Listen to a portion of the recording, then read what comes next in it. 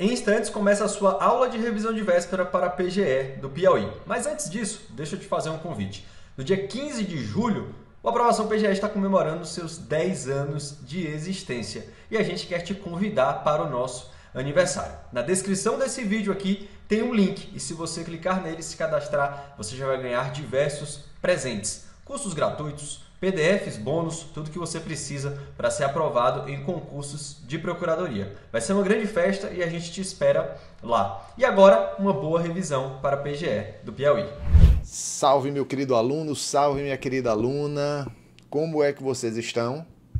Espero que todos estejam muitíssimo bem. Me chamo Francisco Mário, sou seu professor de Direito Constitucional e a gente inicia agora, nesse momento, nossa revisão concurso PGE Piauí. Olha só, quem passar nesse concurso vai ser muito feliz. Eu sou suspeito para falar do Piauí porque eu tenho família lá.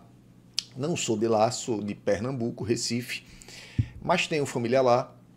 Já passei uma época da minha vida no Piauí e é um lugar excelente, pessoal. É um povo muito acolhedor. Tem praias belíssimas, você tem lá a praia da Pedra do Sal, a praia de Barra Grande, a praia do Coqueirinho, lá o delta da do Parnaíba, você tem lugares lindíssimos, belíssimos. Boa remuneração, e tem que ser uma boa remuneração, porque vocês vão gastar dinheiro com energia elétrica, porque lá é quente, viu? Não é história não, isso é isso não, lá é quente. Se prepare para ter ar-condicionado em tudo que é canto, beleza? Mas simbora, vamos lá conversar sobre o que eu acho, minhas apostas sobre o que pode ser cobrado. Aí está minha rede social, Prof. Mário, meu livro, enfim, fica a informação.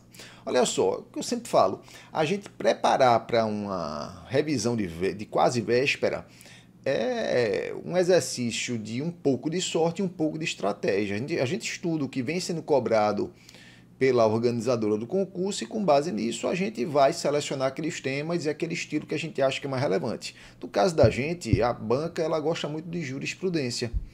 Então eu trouxe aqui para vocês de logo alguns entendimentos relevantes do Supremo Tribunal Federal que eu acredito que podem vir a ser cobrados. Entendo que é relevante também, é importante que vocês leiam em casa as súmulas vinculantes do Supremo. Vocês precisam estar com as súmulas vinculantes na ponta da língua, beleza? Então, vejam isso aí, leiam as súmulas vinculantes e bora aqui dar uma olhadinha naquilo que eu acho que pode eventualmente vir a ser cobrado. Então, trouxe aqui primeiro algumas decisões do Supremo. Primeira decisão, reserva de vagas em universidade em razão de origem. Olha só, isso aqui foi a DIN 4868 julgada pelo Supremo, né, que envolvia uma norma do Estado do Amazonas. A norma do Estado do Amazonas ela destinava vagas em universidades e faculdades públicas para alunos que estudaram em escolas públicas do próprio ente. O Supremo entendeu que essa prática ela é inconstitucional. E aqui um detalhe importante para vocês não confundirem. Não há problema algum haver reserva de vaga em universidade para alunos egressos de escola pública. É possível. Não tem problema nenhum com isso. Mas no caso aqui a medida era restritiva em razão da localidade. Não era só uma escola pública, era uma escola pública do próprio estado do Amazonas. Então isso aí fere o artigo 19, inciso 3º da Constituição, que trata da isonomia dentro do Pacto Federativo. A impossibilidade de você tratar com desigualdade brasileiros em razão da sua origem. Então o Supremo decidiu que é inconstitucional, olha aqui, é inconstitucional, norma que destine vagas de universidades e faculdades públicas para alunos que estudaram em escolas públicas do próprio ente, né? Então, a questão aqui é uma restrição em razão da origem.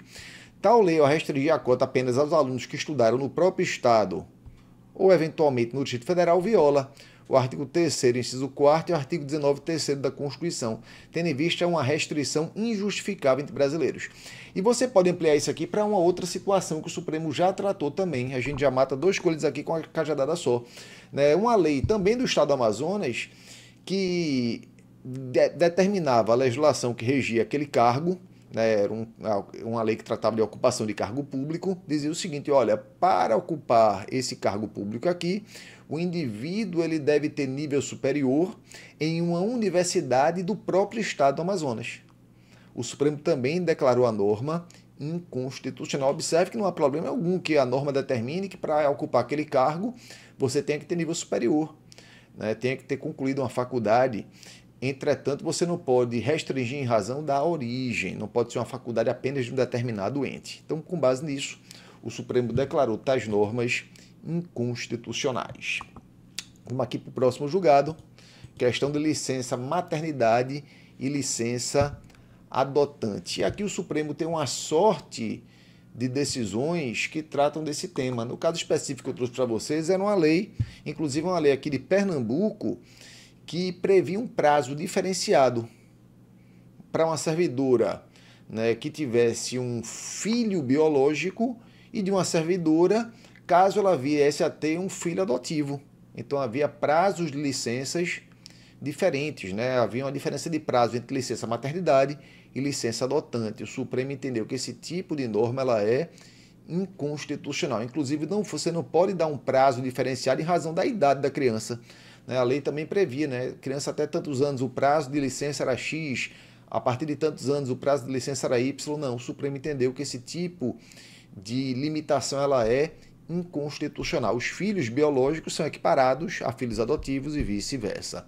Então, o recurso extraordinário 778-889 de Pernambuco são inconstitucionais normas que prevejam prazo para que a servidora adotar uma criança inferior, né, no caso de adoção, inferior à licença que ela teria caso tivesse um filho biológico.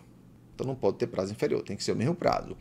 Os prazos de licença adotantes não podem ser inferiores ao prazo de licença gestante, o mesmo valendo para as respectivas prorrogações. Em relação à licença adotante, não é possível, aqui ó, que a gente falou, não é possível fixar prazos diversos em função da idade da criança adotada, né? Aí vem um detalhezinho, né? Um casal, por exemplo, né? Um casal homoafetivo, por exemplo, aqui é caso de licença adotante, né? Licença gestante, mas imagine que você amplia essa situação para um casal homoafetivo que ou adota uma criança ou que há concepção da criança, né? Por um meio de inseminação, por exemplo. Né? O Supremo entende que, nesse caso, vai haver direito também à fruição da licença maternidade, né? Mesmo que seja uma união afetiva entre homens, né? O prazo vai ser equivalente ao da licença maternidade. Agora, óbvio, né? Você não pode ter, imagina uma situação na qual há duas mulheres, as duas não vão fruir o prazo da licença maternidade. Uma frui o prazo da licença maternidade, se ambas forem servidoras, por exemplo, e a outra vai fruir o prazo relativo à licença paternidade, né? Não é que vá ter uma licença paternidade que não é pai, a gente está falando isso, né? Por favor. Mas estou falando com relação aos prazos da licença. Então imagine duas mulheres e há um filho, seja por adoção, seja por inseminação artificial, e claro que ela vai poder fruir da licença. Uma vai fruir o prazo relativo à licença maternidade e a outra vai fruir o prazo não relativo à licença maternidade, mesmo prazo, mas o prazo aplicável à licença paternidade, né? Porque senão ali haveria uma fruição cumulativa, que não é possível. Beleza? Simbora. Vamos continuar aqui. Próximo julgado. Natureza do ensino religioso. Isso aqui é bem importante, galera. Lembrar que o ensino religioso nas escolas públicas, ele pode ter natureza confessional. A DIN 4439, lá do Distrito Federal. Qual é a situação aqui? Vamos entender. A gente sabe que a Constituição Federal, né, ela prevê, ela traz a previsão de que somos um Estado laico. O Estado laico é aquele Estado que não tem uma religião oficial, é aquele Estado que não tem religião oficial. Somos um Estado laico, somos um Estado leigo. Mas, Mário, há a previsão de Deus lá no preâmbulo da Constituição. Realmente há a previsão de Deus lá no preâmbulo. Isso não nos torna um Estado confessional. Primeiro porque o preâmbulo ele não tem força normativa, né? O Supremo entende que ele é um vetor interpretativo, ele tem alguma utilidade jurídica no sentido de guiar a interpretação das normas da Constituição, mas o preâmbulo por si só não é norma constitucional. Você não pode dizer que uma lei é inconstitucional por ferir o preâmbulo. Você não pode falar que as disposições do preâmbulo são normas de repetição obrigatória para os estados, porque o preâmbulo sequer é norma, né? Apesar de haver essa previsão, nós somos um Estado laico, um Estado leigo. E o Estado laico ou leigo, ele não proíbe a prática religiosa. Ele, inclusive, pode incentivar. ele apenas não tem religião oficial. Né? A gente prevê, por exemplo, que a Constituição traz a disposição lá no artigo 5º que a assistência religiosa é um direito fundamental. A proteção aos locais de culto e liturgias é um direito fundamental. A Constituição prevê imunidade tributária para templos religiosos. Lembrando que o Supremo já enfrentou o tema e decidiu que a maçonaria não pode ser considerada religião para fins de fruição da imunidade tributária. A Constituição ela veda de maneira geral a aliança entre Estado e igrejas, mas permite a cooperação para fins de interesse público na forma disciplinada em lei. Enfim, somos um Estado confessional. Inclusive, o ensino religioso, ele é, nas escolas públicas, de oferecimento obrigatório. As escolas públicas elas são obrigadas a oferecer o ensino religioso, embora a matrícula seja facultativa, porque dentro da liberdade de religião está também a liberdade de não querer seguir religião alguma. Então você não pode obrigar a pessoa a se matricular no ensino religioso. O oferecimento é obrigatório, mas o ensino a matrícula ela é facultativa. Então chegando aqui no que o Supremo decidiu. A questão que chegou ao Supremo é o seguinte: será que o ensino religioso ele poderia ter natureza confessional? O que é isso? Será que podia ensinar uma religião específica? Ou o ensino religioso deveria se limitar a uma espécie de ensino da história das religiões?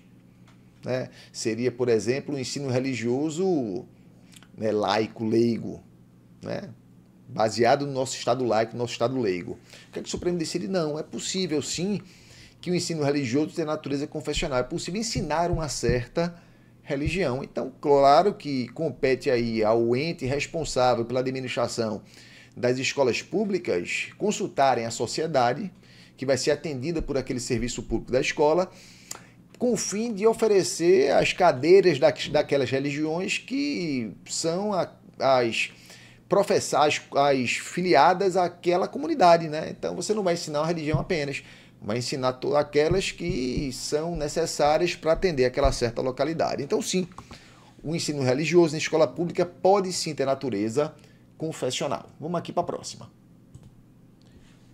Por óbvio, um tema que a gente não pode deixar de ver é controle concentrado de constitucionalidade. E aí eu acredito, tanto é que a gente não vai ver aqui, que você sabe para que serve cada ação de controle concentrado junto ao STF, A ação direta de inconstitucionalidade, o objetivo dela é declarar inconstitucional lei ou ato normativo federal ou estadual pós-constitucional. Lembrando que o Supremo admite também a DIN contra normas do Distrito Federal no exercício de competência que seria de um Estado, porque o DF, nos termos do artigo 32, não pode ser dividido em municípios.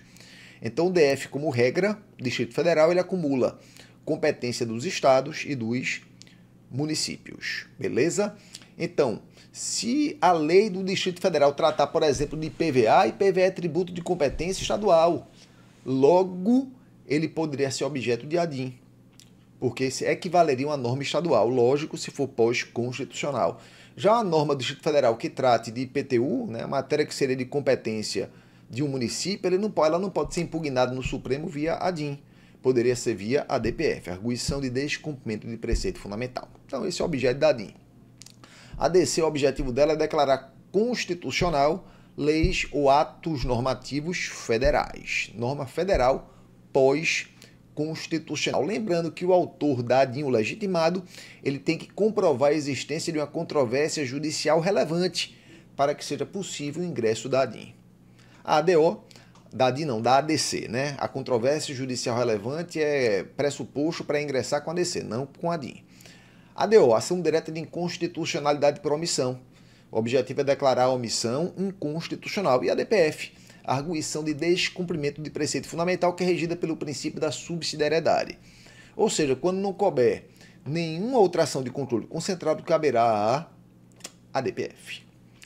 Lembrar também dos legitimados para a propositura do controle concentrado lá do artigo 103 da Constituição Federal.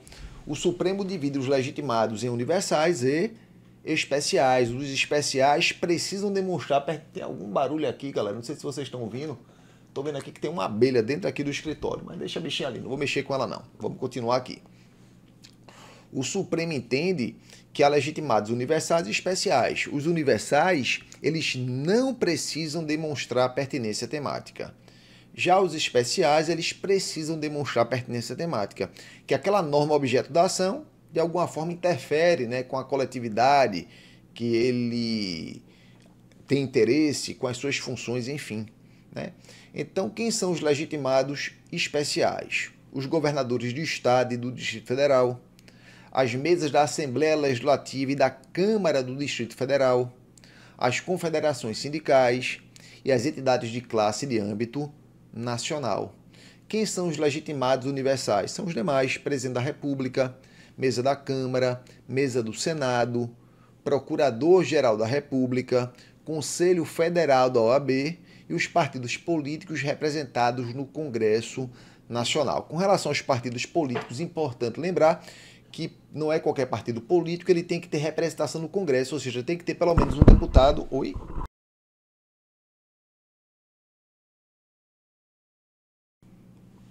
Fiquei aqui sem áudio, mas já voltou, pessoal. Tem que ter, então, com relação ao partido político, tem que ter pelo menos um deputado ou um senador, tem que ter representação no Congresso Nacional.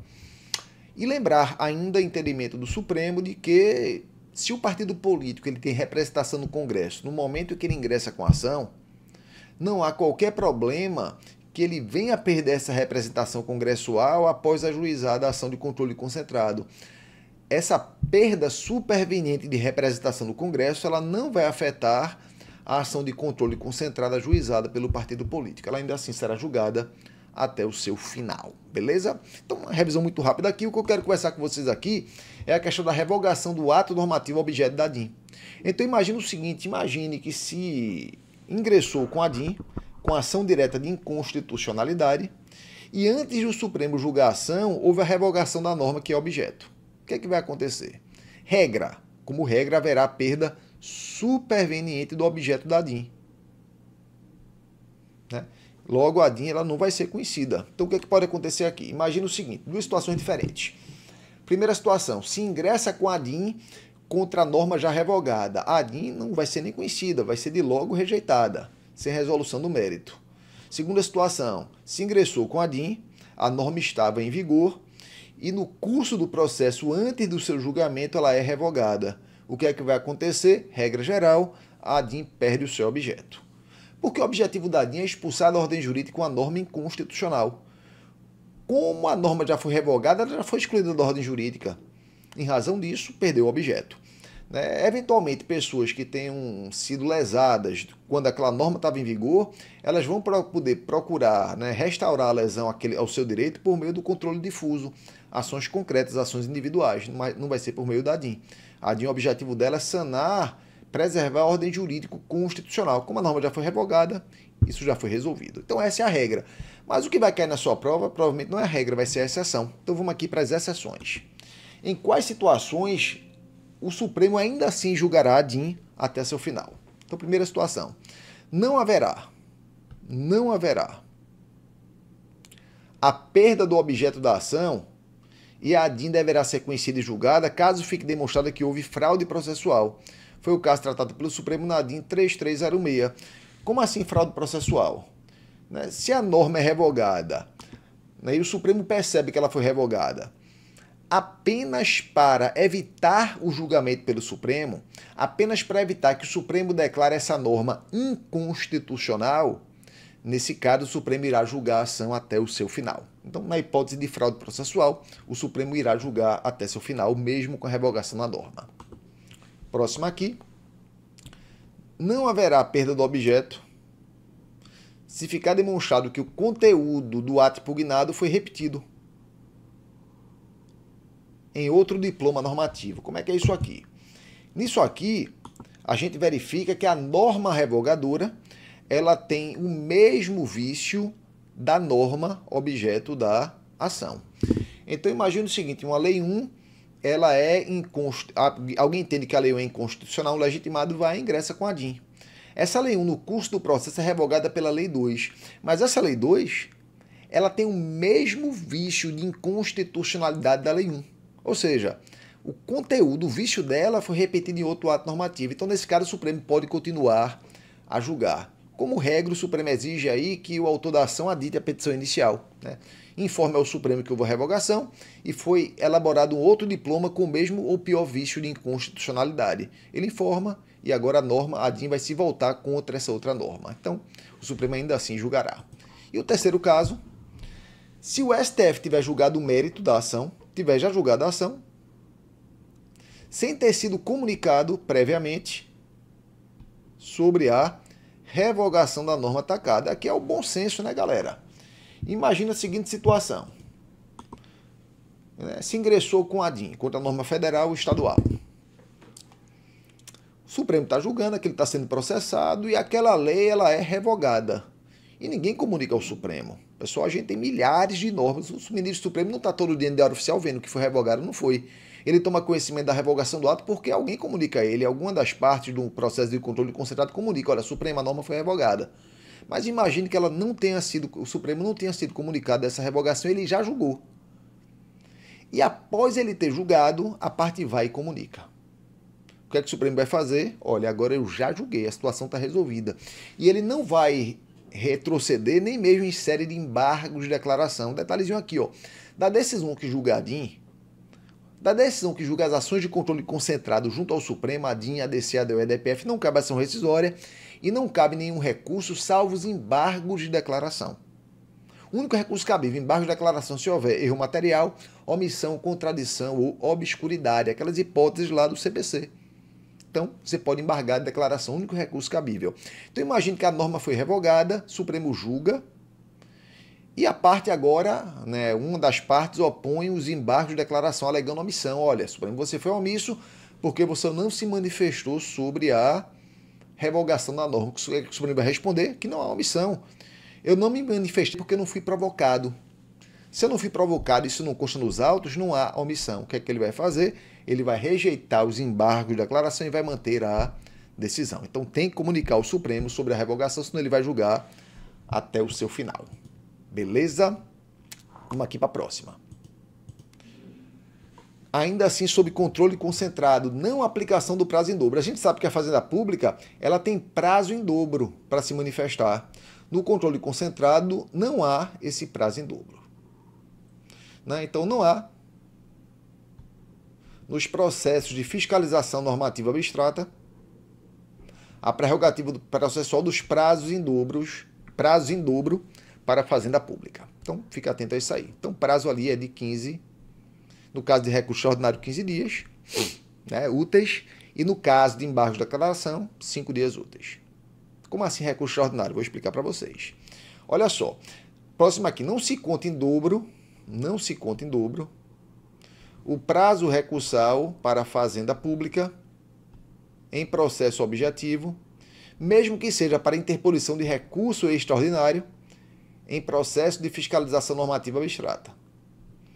Olha só, deixar aqui para vocês. Ação de controle concentrado junto ao STF só cabe um recurso. Não cabe rescisória e o único recurso cabível são os embargos de declaração. Mas se for um controle concentrado junto ao Tribunal de Justiça, além dos embargos de declaração, é possível a oposição de recurso extraordinário. Se houver violação disso aqui, ó, norma de repetição obrigatória, NRO. Norma de repetição obrigatória. Não entendi nada, Mário. Olha, era para você entender. Isso aqui é uma revisão, né? Mas vou explicar para vocês, para não passar batido. A Constituição, lá no artigo 125, ela permite que os Estados-membros eles instituam o controle concentrado junto ao Tribunal de Justiça. A própria Constituição Estadual vai definir quais são os legitimados. A Constituição Federal apenas diz que a Constituição Estadual tem que prever uma legitimação plural. Ela não pode prever uma legitimação exclusiva, ou seja, um único legitimado. Ela vai decidir quais são os legitimados, mas tem que ter uma legitimação plural. O objeto dessa ação de controle concentrado junto ao TJ, essa representação de inconstitucionalidade, ou como alguns chamam a de estadual, o objeto dela será o quê? As leis e atos normativos estaduais e municipais. Não pode ter norma federal no controle concentrado junto ao TJ. Pode ter no controle difuso. mas no controle concentrado apenas normas estaduais e municipais. E qual vai ser o parâmetro? A Constituição Estadual. O parâmetro para o exercício do controle concentrado junto ao TJ é a Constituição Estadual. Toda a Constituição Estadual, inclusive as normas da Constituição Federal que são de observância obrigatória. As normas que são de observância obrigatória, por exemplo, aquelas que tratam de separação dos poderes, direitos e garantias, repartição de competências, enfim, elas são de reprodução tão obrigatória que, mesmo que a Constituição Estadual não as reproduza textualmente, expressamente, explicitamente, é como se lá estivessem escritas. Então, se a norma, se o acórdão do TJ fere uma norma de reprodução obrigatória, fere uma norma de observância obrigatória, observe que ela vai estar ferindo a Constituição Federal no final das contas. Então, nesse caso, o Supremo entende que é cabível também, é possível interpor recurso extraordinário. Então, como regra, como é que se faz? Se opõe os embargos de declaração, prazo de 5 dias, para pré-questionar, e quando o TJ julgar os embargos de declaração, ingressa lá com recurso extraordinário, tem que se alegar a ofensa a uma norma de observância obrigatória, e aí o prazo será de 15 dias, não tem prazo em dobro. Atenção grande para isso aí, beleza? Interessa demais, né? PGE-PE, melhor dizendo, PGE-PI, Estado-membro, questão que envolve Estado-membro, Fazenda Pública, inclusive, então a chance de ser cobrada é grande. Próximo aqui, deixa eu tomar uma aguinha. Processo legislativo. Emenda à Constituição e iniciativa popular. Bora compreender aqui, ó. Vamos compreender. O Supremo entende que, de modo geral, as regras básicas do processo legislativo previsto na Constituição Federal, essas regras básicas são de observância obrigatória para estados e municípios. Então, são normas de reprodução obrigatória para estados e para municípios. Essa é a regra geral. Você tem que saber a regra geral e tem que principalmente saber da exceção. Aí bora tratar de emenda à Constituição. A Constituição, lá no artigo 60, ela prevê o procedimento de seu emendamento. Como é que você faz emendas à Constituição? São 2 turnos de votação, quórum de 3/5 em cada turno. Vai ser promulgada por um ato conjunto na mesa da Câmara e mesa do Senado. E quem é que pode apresentar uma proposta de emenda à Constituição? A PEC. A Constituição prevê quais são os legitimados: presidente da República, ou 1/3 dos deputados federais, ou pelo menos 1/3 dos senadores, ou mais da metade das assembleias legislativas. Observe que a Constituição ela não prevê iniciativa popular para a proposta de emenda à Constituição Federal. Ela prevê iniciativa popular para projetos de lei, mas não para a proposta de emenda à Constituição Federal. Guardou isso aí? Bora transportar para o Estado-membro. Então, para ser aprovado uma emenda à Constituição Estadual, 2 turnos de votação pela Assembleia Legislativa, quórum de 3/5, sendo promulgada pela mesa da Assembleia Legislativa. Aí vem a pergunta, mas será que é possível a previsão em Constituição Estadual de PEC, proposta de emenda à Constituição Estadual, oriunda de iniciativa popular?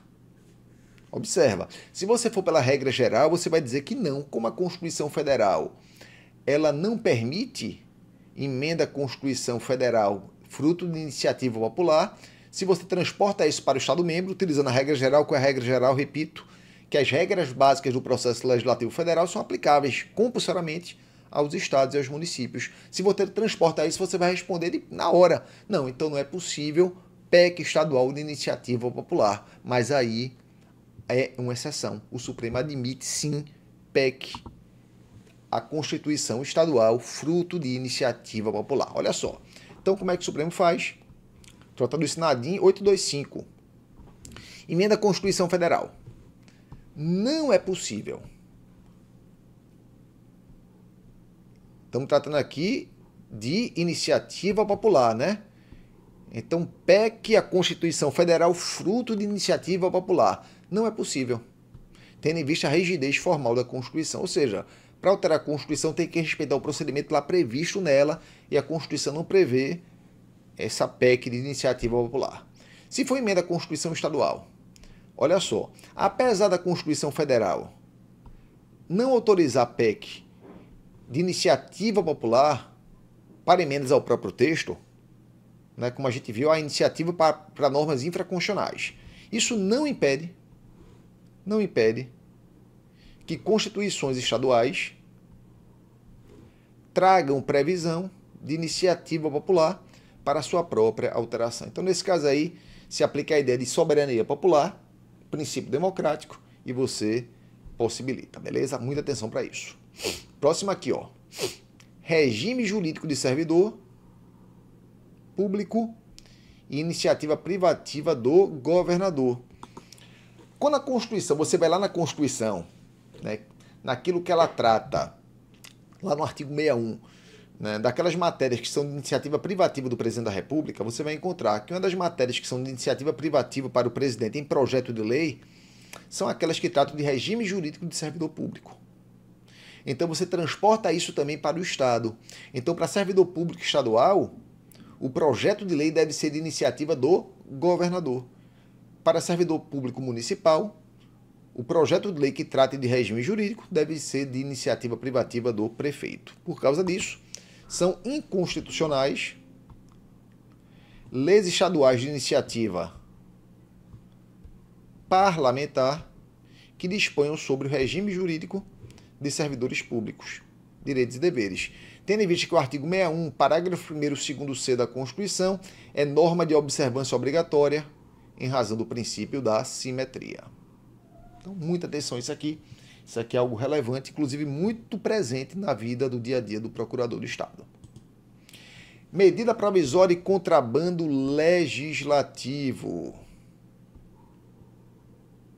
Lembrando que a Constituição Federal, lá no artigo 62, ela possibilita a edição de medida provisória pelo presidente da República, quando houver relevância da matéria e urgência. Supremo entende que é possível também que os Estados-membros estabeleçam medidas provisórias para os seus governadores, se houver previsão na Constituição estadual e respeitados os limites da Constituição Federal. Para prefeito, o Supremo mencionou que seria possível se a Constituição do respectivo Estado trouxer a previsão e houver também previsão na lei orgânica do município, beleza?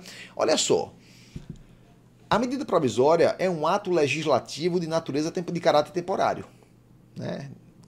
Onde o presidente vai poder monocraticamente, isoladamente, solitariamente legislar. Mas há uma série de limitações sobre a edição de medida provisória e por isso eu recomendo fortemente a leitura do artigo 62. A leitura do artigo 62 é relevante, né? E aí, dentro daquilo que a Constituição trata de medida provisória, ela traz uma série de limitações.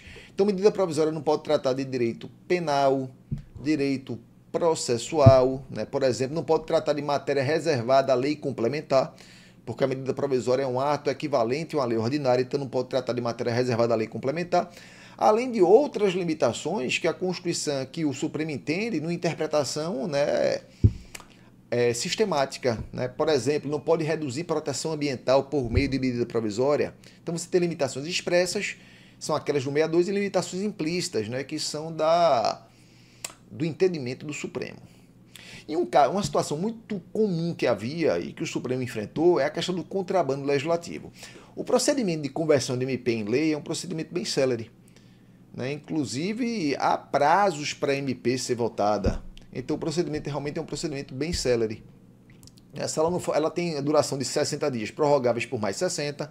Esse prazo não se contabiliza durante o recesso, né? Mas se passarem 45 dias e ela não for apreciada, ela entra em regime de urgência e tranca a pauta, né, daqueles atos que forem equivalentes às medidas provisórias. Então, há o trancamento da pauta. Então, a medida provisória ela é analisada de modo célere. Então, o que acontecia muito comumente? Um parlamentar que queria aprovar algum tema, aproveitando-se da celeridade das medidas provisórias, ele, na hora, no procedimento de aprovação do MP, ele inseria lá no texto do MP um dispositivozinho que em nada se relacionava com a matéria objeto da medida provisória. É o chamado contrabando legislativo. Exatamente, é um contrabando legislativo. Ele coloca ali no meio um temazinho que não trata, que não versa sobre o texto original do MP para ver se passa, né? O Supremo entende que esse tipo de prática ela é inconstitucional. É possível sim emendar medidas provisórias, mas tem que haver pertinência temática com o tema objeto da MP. Então, olha só, é possível que o Legislativo apresente emendas ao texto da medida provisória, Porém, tais emendas devem ter relação de pertinência temática com o texto original da MP. Logo, não é possível haver o contrabando legislativo, prática que o Supremo entende como inconstitucional. Né? Com relação a limites de edição do MP, a gente já conversou. O Supremo entende que, além das limitações expressas, que são aquelas do 62, parágrafo 1º, há limitações materiais implícitas. Assim, é possível a edição de medida provisória sobre matéria ambiental, desde que veicule normas favoráveis ao meio ambiente. Se for desfavorável, há uma vedação. Sendo inconstitucional medida provisória que reduza o âmbito de proteção. Próximo aqui, prerrogativas do governador.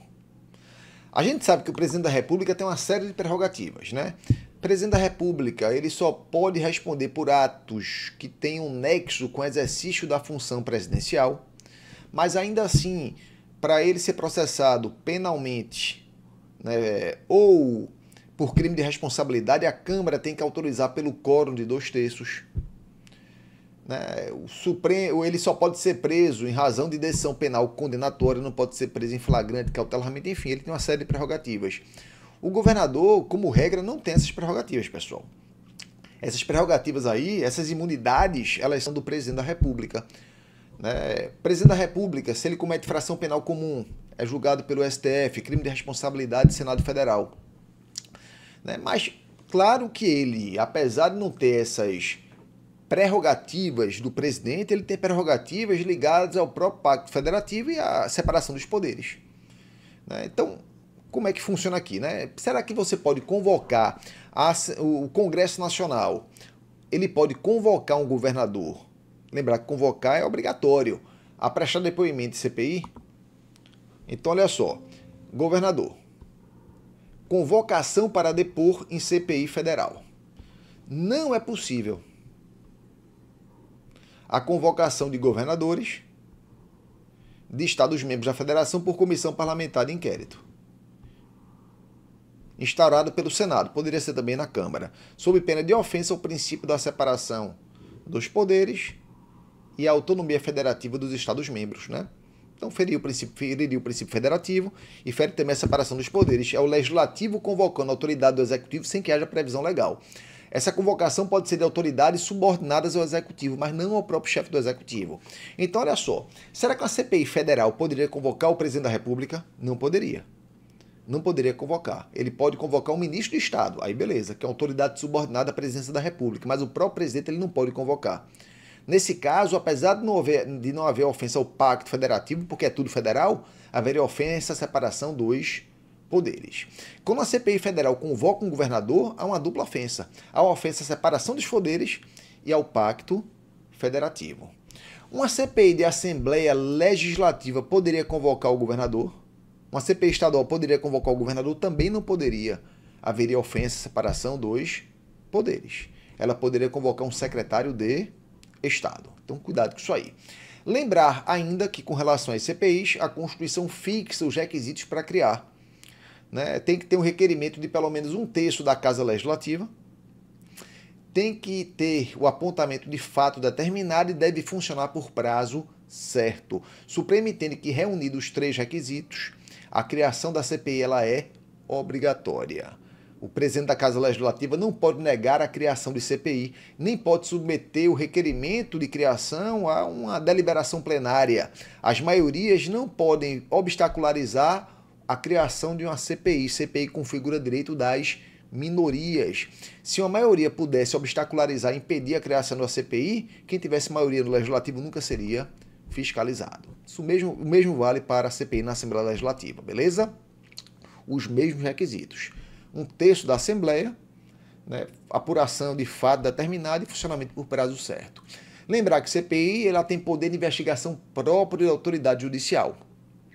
Então, aqueles poderes que um magistrado tem para produzir provas, a CPI também terá.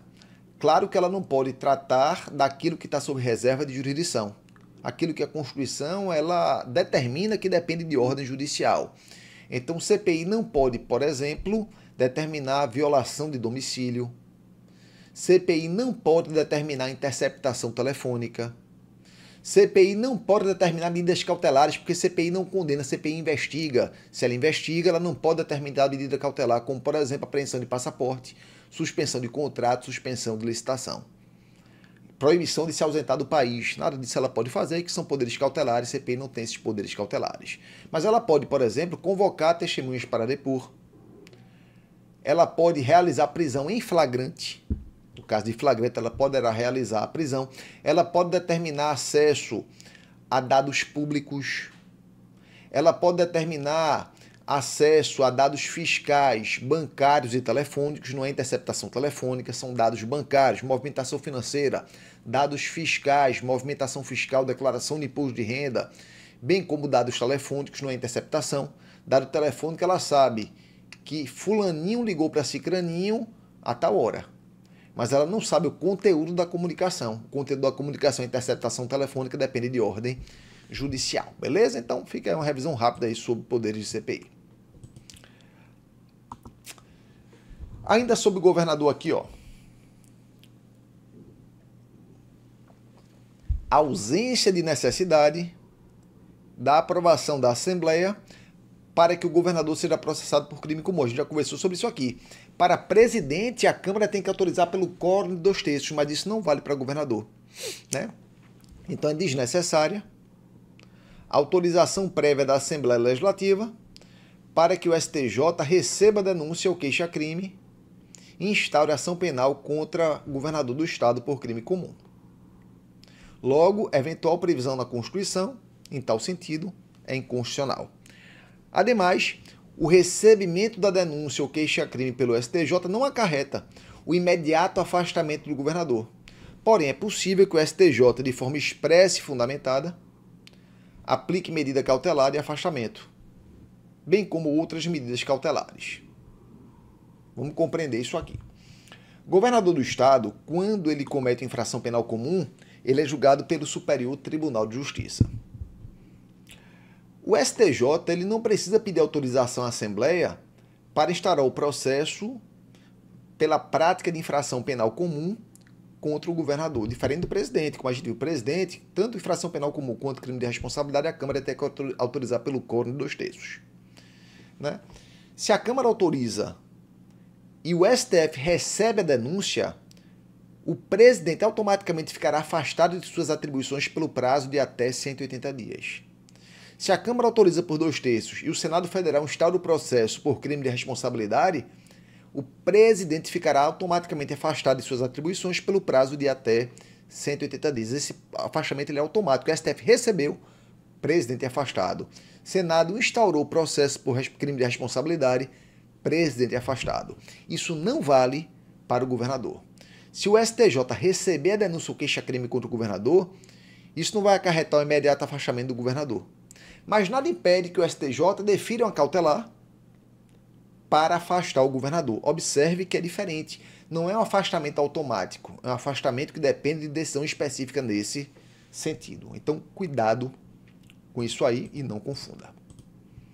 Vamos aqui para a próxima. Dupla vacância na chefia do Poder Executivo. Eleições indiretas.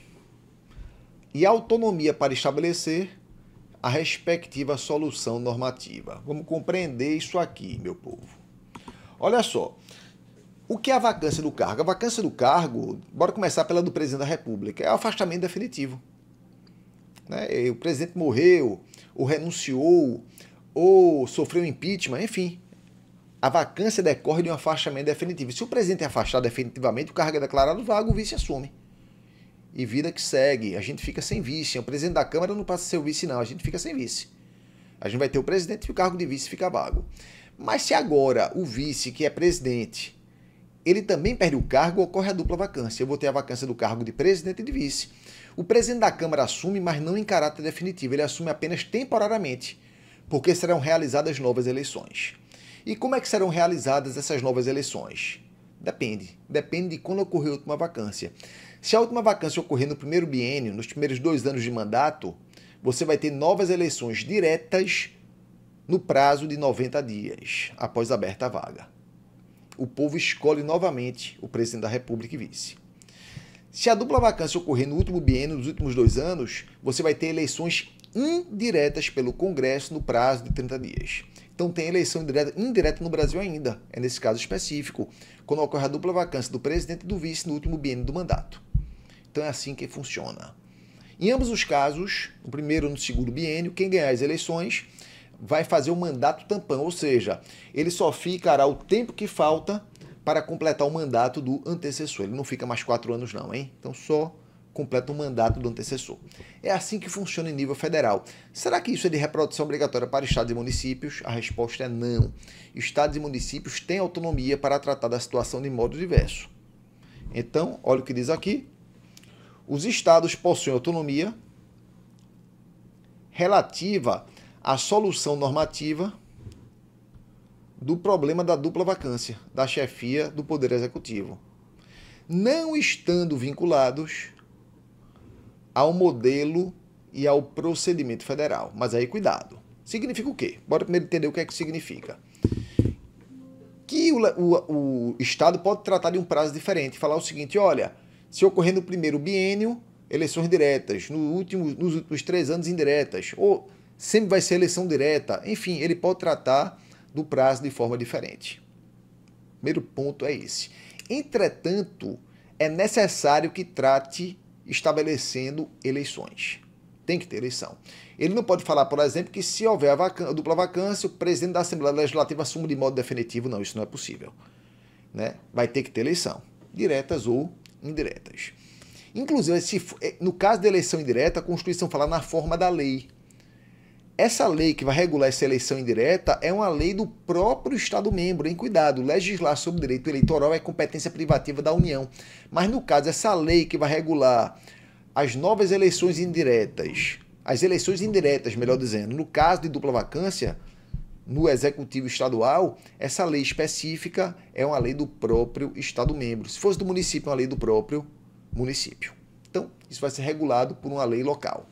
Entretanto, cuidado, apesar do Estado-membro ter autonomia quanto à matéria, ele não pode desviar-se de alguns princípios indicados na Constituição Federal. Como, por exemplo, ela não pode falar que o governador que vai concorrer a essa eleição, ele pode ter 25 anos de idade. Não, porque a Constituição determina que tem que ter pelo menos 30 anos de idade. Então, ele tem que respeitar as condições da elegibilidade e as inelegibilidades. Vamos aqui dar uma olhada nisso. Então, olha só. Então, diz que tem autonomia, mas diz o seguinte ainda, mas tampouco pode desviar-se dos princípios constitucionais que norteiam a matéria, por força do artigo 25 da Constituição. Então, ele deve observar o seguinte. Primeiro, necessidade de registro e votação dos candidatos por meio de chapa única. Ou seja, não vai poder ter uma eleição avulsa de governador e de vice. Tem que ser chapa única, governador e vice-governador. O governador é eleito junto com o vice. Observância das condições constitucionais da elegibilidade e das hipóteses de inelegibilidade, previstas no artigo 14 da Constituição, na lei complementar, que se refere ao parágrafo 1 do artigo 14, a lei da ficha limpa. A filiação partidária, nesse caso, não pressupõe a escolha em convenção partidária, nem um registro da candidatura pelo partido político. Pela celeridade que se impõe, né? Então se dispensa essa formalidade. E a regra da maioria, cuidado com isso. Enquanto critério de averiguação do candidato vencedor, não se mostra, olha só que curiosidade, galera, não se mostra afetada a qualquer preceito constitucional que vincule os estados e o Distrito Federal. Ou seja, nessa eleição indireta, é possível estabelecer uma regra de maioria diferente. A eleição de presidente e do governador do estado, né, e de municípios com mais de 200 mil eleitores é a regra da maioria absoluta. Né? 2 turnos de votação se ninguém atingir maioria absoluta no primeiro turno. Se alguém atingir maioria absoluta no primeiro turno, já se consagra vencedor. Se for necessário um segundo turno, porque ninguém atingiu maioria absoluta, vai para o segundo turno e aí alguém vai ter maioria absoluta porque só são 2 candidatos. Essa regra de maioria absoluta ela não precisa ser obedecida pelo Estado no caso dessa eleição indireta. Ele pode estabelecer, por exemplo, uma regra de maioria simples. Então, muito cuidado com isso aí. Então, imagine que são 3 candidatos nessa eleição indireta. Um fica com 40%, Um fica com 35, outro com 25. Não precisa ter segundo turno. O 40% já obteve maioria simples. A legislação estadual pode estabelecer dessa forma para as eleições indiretas. Beleza? Então pode possível estabelecer uma regra de maioria diferente aí. Vamos para a próxima aqui. Transformação de servidores seletistas não concursados em estatutários. Será que é possível transformar servidor seletista não concursado em estatutário? Claro que não, né, pessoal? Então, é incompatível com a regra do concurso público. Cuidado que vai ter exceção. A transformação de servidor seletista não concursado em estatutário. Com exceção, e aí vem o pulo do gato, daqueles que possuem a chamada estabilidade excepcional, lá do artigo 19 do ADCT. A gente sabe que os servidores públicos, de forma geral, eles são aprovados em concurso público e, uma vez aprovados em concurso público, né, se for ocupantes de cargos efetivos, após 3 anos de exercício, eles serão estáveis, serão estabilizados.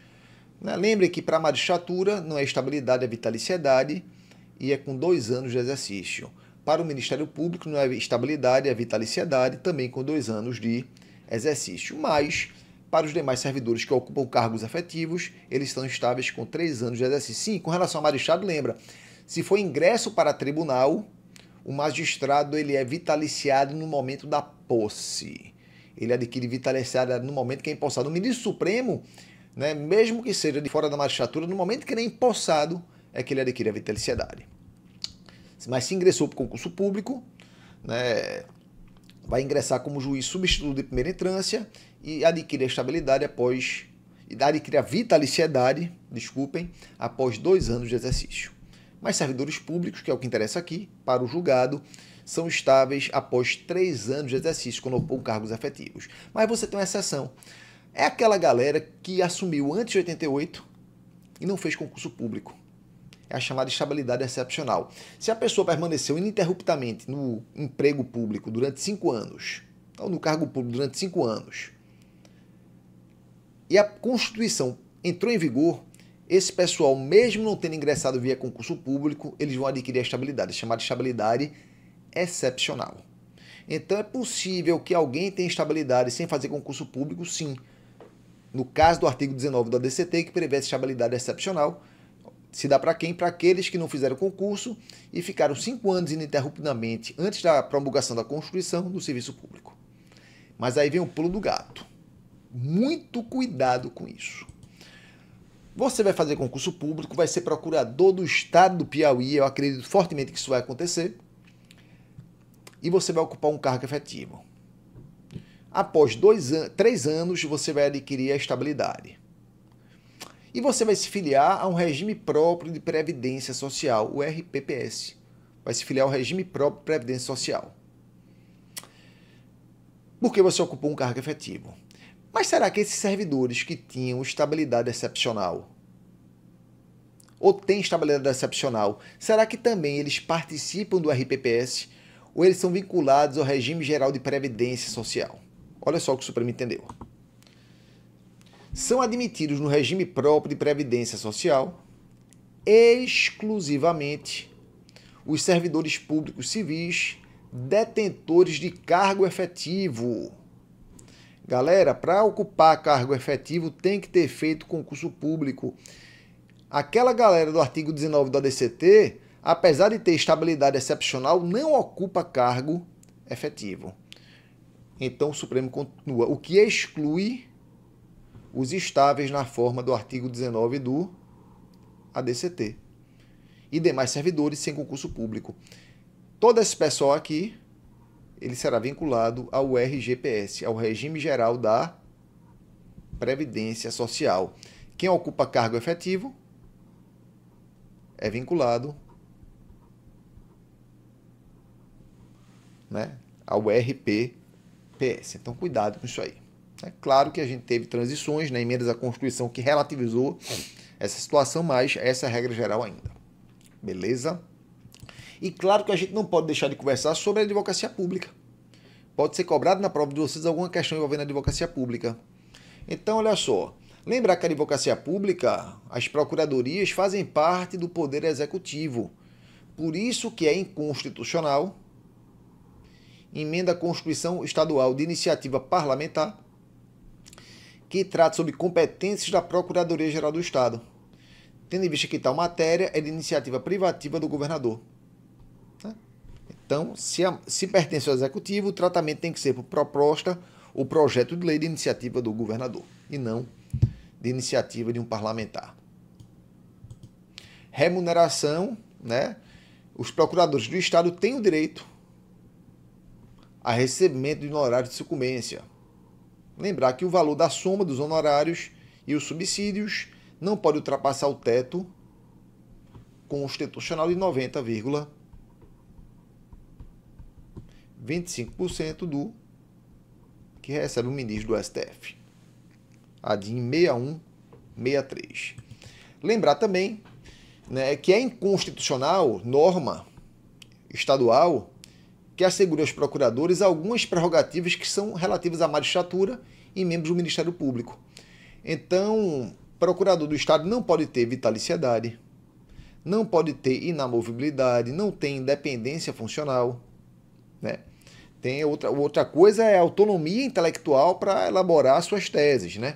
Mas a Procuradoria não tem independência funcional, ela é vinculada ao Poder Executivo.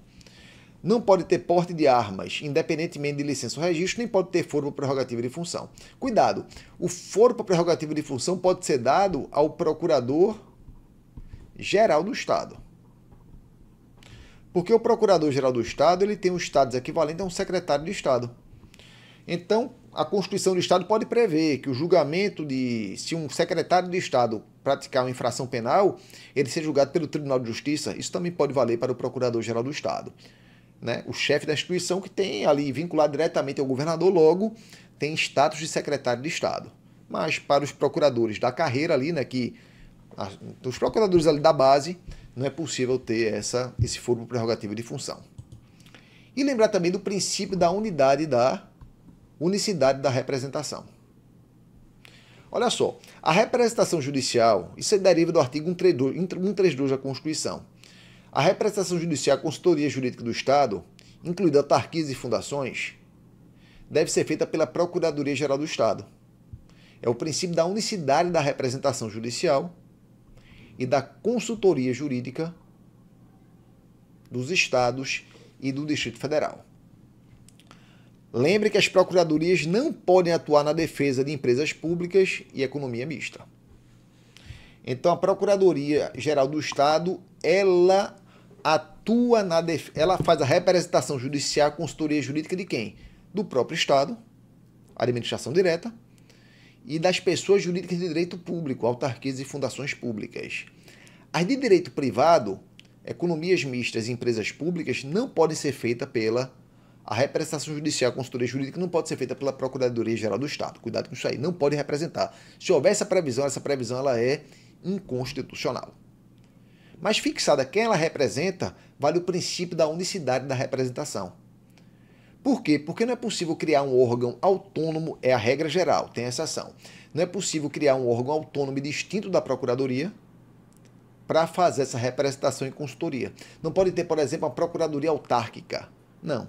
As autarquias e fundações públicas prestam consultoria e são representadas pela Procuradoria-Geral do Estado. Essa é a regra. Mas aí vamos tratar das exceções. Possibilidade de procuradoria própria pelo TCE, Assembleia Legislativa e Judiciário para fim de defesa da sua independência. Primeira exceção. Inclusive há concurso, né? Você tem procurador do TCE, né? Esse procurador pode ser o procurador do Ministério Público, pode ser o procurador que vai cuidar da advocacia pública do TCE. São concursos distintos. A gente sabe que TCE, Assembleia Legislativa e Judiciário, eles possuem autonomia. Em razão disso, há situações nas quais não é prudente, não é razoável que a representação se dê pela Procuradoria do Estado, porque pode ser, por exemplo, uma situação na qual o Executivo tem um entendimento diferente do TCE, da Assembleia Legislativa e do Judiciário, enquanto entra da administração. Né? Pode ser que o Executivo tenha um entendimento diferente. Como é que a Procuradoria vai fazer essa defesa do ato? Entenderam? Então, nesses casos, quando a defesa do ato envolve a independência do próprio ente, é possível que essa defesa ocorra por uma representação jurídica própria, por uma procuradoria do próprio ente. E aí vamos colocar os pingos nos is. Não significa que essa procuradoria do próprio ente vai tratar de toda a defesa de qualquer situação envolvendo TCE, Assembleia Legislativa e Judiciário. A defesa vai restringir-se a situações nas quais envolvem a independência do próprio ente. Bora pegar a seguinte situação. Vou tomar uma aguinha aqui. Imagina que um servidor do judiciário, né, ele entende que está deixando de receber uma certa gratificação. Ingressa com ação contra o Estado do Piauí, porque é um servidor do judiciário piauiense, pedindo o pagamento dessa gratificação. Quem é que vai fazer a defesa do ato? A Procuradoria-Geral do Estado. O Estado do Piauí representado por sua Procuradoria-Geral. Porque nesse caso a situação não envolve, sob hipótese alguma, né, uma situação que trate da independência do Poder Judiciário, uma questão meramente administrativa. Mas bora pegar agora outra situação. Imagine que um gestor público ele pratique um ato administrativo segundo o parecer da Procuradoria do Estado. A Procuradoria entende que deve ser praticado daquela forma, ele praticou daquela forma. Esse ato é submetido ao Tribunal de Contas e o Tribunal de Contas ele glosa o ato, fala, olha, isso aqui está incorreto. O entendimento é um entendimento diferente da própria Procuradoria. E a questão é judicializada. Nesse caso, não é razoável que a Procuradoria, né, vá fazer a defesa do Tribunal de Contas.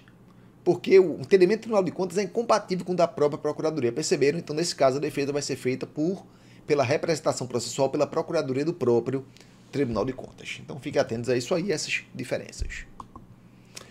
Outra diferença são aquelas consultorias jurídicas apartadas das procuradorias que estavam em funcionamento quando da promulgação da Constituição de 88.